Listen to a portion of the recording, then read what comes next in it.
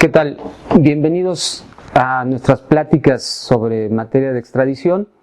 Les sigo recordando que me escriban por favor a mi correo electrónico a h-mediovilla@hotmail.com para hacerme sus sugerencias y, como decía la vez pasada, cualquier crítica incluso es bienvenida. Hoy vamos a platicar sobre los principios que rigen en materia de extradición. Y no los voy a abordar todos, voy a hablar sobre los principales de ellos. Primero vamos a hablar del principio de legalidad. Este principio establece que solamente los delitos que estén contenidos en los tratados darían cabida a la entrega de las personas. En este principio hay dos sistemas, el sistema de numerus clausus y el sistema de numerus apertus. El sistema de numerus clausus se refiere a que los tratados internacionales tienen un catálogo de delitos que son los únicos que darían cabida a la entrega de las personas. El sistema de numerus apertus, sin embargo, queda abierto y se establece bajo este sistema que darán cabida a la extradición todos aquellos comportamientos que estén catalogados como delitos en las legislaciones de los países que entrarían en relación de extradición. Otro de los principios que imperan en esta materia es el principio de jurisdicción. Esto significa que los países que piden la entrega de las personas deben de ostentar alguna clase de jurisdicción. Pues bien, bajo este principio tendríamos que una manera tradicional de regular la jurisdicción sería en base al territorio. Regularmente los países tienen jurisdicción sobre aquellos eventos que se llevan a cabo dentro de su territorio. Estaremos hablando, por consiguiente, de que cada una de las naciones tiene registrado, por llamarlo de alguna manera, en sus constituciones o en sus legislaciones de menor rango, qué entienden como territorio. Sin embargo, hay excepciones a este principio. Una de las excepciones es el principio personal. Este principio personal tiene dos vertientes, el principio personal activo y el principio personal pasivo. ¿Qué significa esto? Bajo el principio personal activo, los países tienen jurisdicción sobre aquellos eventos que hayan sucedido fuera de su territorio, pero que los hayan cometido sus nacionales. Es decir, que el sujeto activo sea nacional de ese país. El principio personal pasivo significa que sin importar dónde se haya cometido el delito, pero si éste se llevó a cabo contra los nacionales de algún país, entonces estos países también ostentan jurisdicción. En el caso de México tendríamos las dos clases de jurisdicción que hemos señalado, tanto la personal activa como la personal pasiva, estas establecidas en los artículos 4 y 5 del Código Penal Federal. Otro tipo de jurisdicción que existe es el principio real, que ostentan países de corte anglosajón. Quien más se apoya en este tipo de jurisdicción es los Estados Unidos de Norteamérica. Bajo este tipo de jurisdicción, no importa en dónde se hayan llevado a cabo los acontecimientos, lo que importa para las naciones que ostentan esta clase de jurisdicción es el riesgo en el que se ponga la nación de estos países. Estados Unidos, comentaba, es quien más utiliza este tipo de jurisdicción. Y luego tendríamos una jurisdicción muy interesante que es la jurisdicción universal. Esta no está regida ni por el territorio, ni por las personas que intervienen, ni por el riesgo en que se puede colocar a una nación o a un país. Está regida por la clase de delitos que se llevan a cabo. Estos delitos tienen que ser los delitos de lesa humanidad propiamente dichos, los delitos de genocidio y los crímenes de guerra. Estos delitos llamados universales están contenidos en el Estatuto de Roma que creó a la Corte Penal Internacional.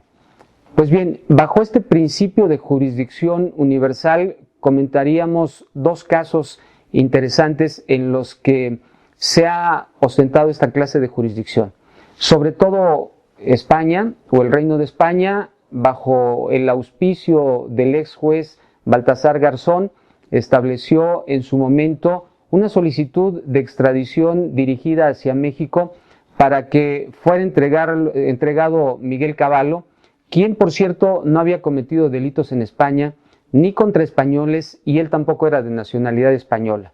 Lo curioso en este caso es que Miguel Cavallo había cometido delitos en Argentina, y él siendo de nacionalidad también argentina, y las víctimas igual habiendo sido de esa nacionalidad.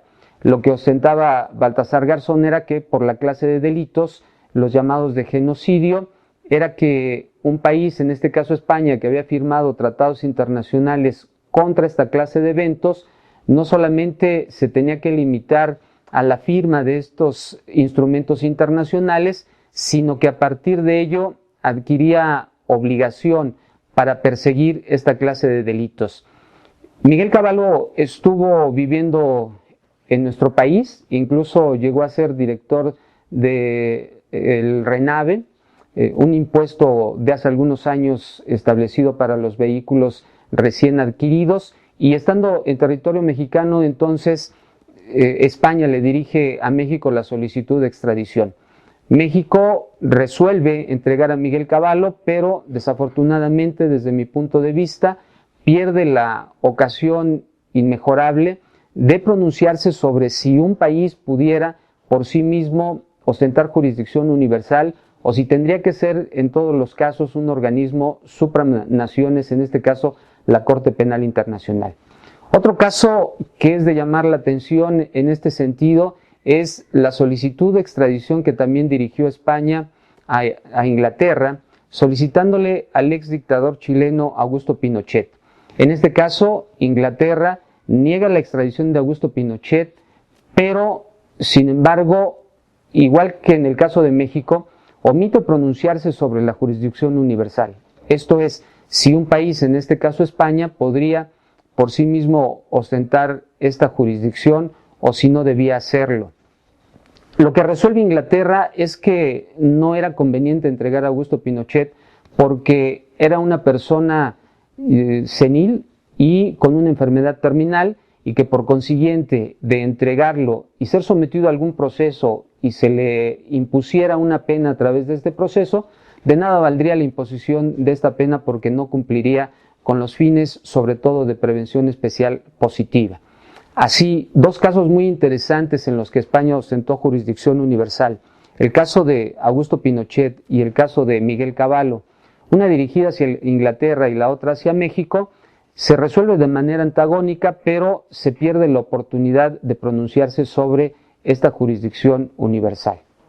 Cambiando de tema, otro principio importante en materia de extradición es el principio de doble penalidad, que yo he denominado como principio de identidad de tipos. Este principio equivale a que el acto que se le atribuye a una persona debe ser considerada delito tanto en el país requirente como en el país requerido. En este caso no importa el nombre jurídico que se le dé a los delitos, lo que importa es que en ellos en los tipos penales esté contenido el comportamiento atribuido al reclamado. En este sentido, me parece que lo que tiene que hacer el país requirente es un estudio de homologación y a su vez una interpretación teleológica para saber qué es lo que quiso castigar el legislador en ambos países. Si hay coincidencia entre lo que quiso castigar un país y otro, entonces se estará cumpliendo con el principio denominado de doble penalidad o de identidad de tipos. Tampoco es necesario que coincidan perfectamente las redacciones de los tipos penales. Como decía, es importante que se desprenda qué es lo que quiso castigar el legislador en ambos casos. Otro principio que rige en materia de extradición es la llamada regla de especialidad. Bajo este principio, una persona que es entregada al país requirente no podrá ser procesado ni enjuiciado más que por los delitos por los que se haya obsequiado su extradición. Sin embargo, este principio tiene sus excepciones. La primera excepción sería, si esta persona, estando en territorio del país requirente, adquiere su libertad, ese sujeto tiene que salir de territorio del país requirente en un plazo de 60 días naturales. Si no sale de territorio del país requirente en este plazo, entonces el país que obtuvo su extradición obtiene la posibilidad también de procesarlo por los delitos que inicialmente le estaban vedados. Otra excepción que también tiene que ver con espacio y tiempo es aquella en donde el sujeto, una vez que sale de territorio del país requirente, si es que regresa, entonces también se rompe el principio de especialidad y el país requirente adquiere la facultad para procesarlo por los delitos que inicialmente le estaban prohibidos. Y la última excepción, esta no tiene que ver ni con espacio ni con tiempo, sino con una facultad que tiene el país requirente de solicitarle al país requerido que renuncie al principio de especialidad o que amplíe la posibilidad de extraditar por otros delitos. En este sentido tendríamos dos sistemas o dos tipos de denominarle a esta excepción. La primera, renuncia al principio de especialidad, que es propia de los países latinos, y la otra, que es más de corte europeo, denominada ampliación de la extradición. Esta última excepción, sin embargo, me parece que irrumpe con algunas reglas fundamentales de carácter procedimental, porque no se da oportunidad al reclamado de que participe dentro del procedimiento para que se dé esta ampliación de extradición o renuncia al principio de especialidad. Es simple y sencillamente una comunicación entre países y nada tiene que ver, en este caso, el reclamado. También pudiera suceder que, en el caso de México sobre todo, si es que la determinación de entregar a una persona solamente por algunos eventos y por otros no, corriera a cargo del Poder Judicial de la Federación, digamos que a través del juicio de amparo y confirmado en el recurso de revisión propio del juicio de amparo, entonces la resolución provendría del Poder Judicial de la Federación.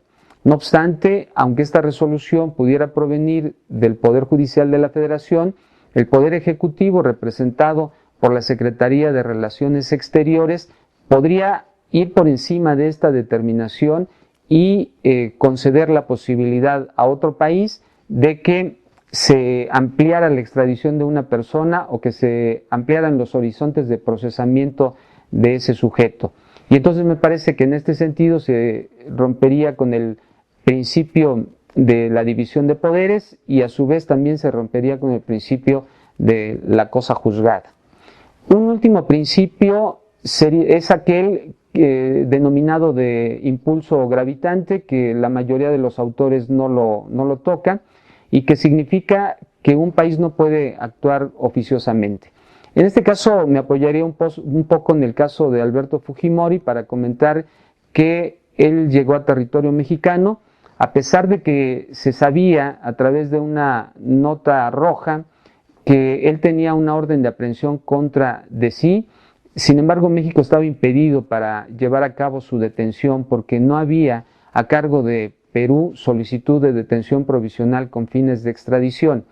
México, en su legislación, en particular en la Ley de Extradición Internacional, no contempla la posibilidad de que se pueda llevar a cabo una detención si es que no hay petición a cargo del país que emitió esa orden de aprehensión.